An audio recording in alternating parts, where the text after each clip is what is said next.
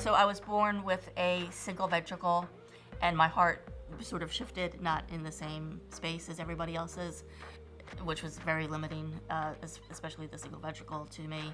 As a child with a congenital heart condition, I was not able to be very active, never took gym, I was never able to run or do any kind of sports, anything like that. I've been a patient of VCU since I was about 15, I believe.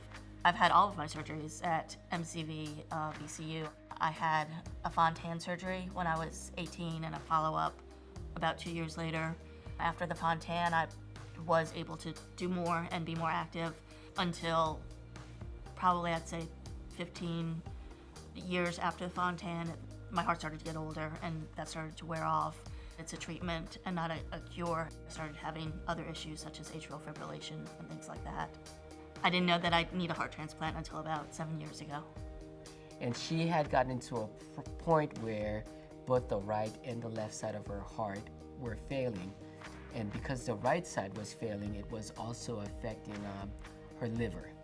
So she not only needed a new heart, she also needed a new liver. We're the only center that offers these high-risk surgeries around here. We get a lot of imaging and we do everything that we can to try to decrease that risk. It's a partnership between us as a center and the patients. You want to have the best longevity that you can attain. VCU has every subspecialty needed to care for an adult congenital patient. My experience with the Adult Congenital Heart team has been great. Dr. Shaw and her team have been such advocates for me. Got the steps rolling for my heart transplant. They were very kind and explained everything to me very well. It was a wonderful experience working with them. And then on December 1st, I had a heart and liver transplant. The surgery was a very complicated one because of the prior surgeries that she had, as well as the anatomy of her heart. And we had both the cardiac team as well as the liver transplant team working together.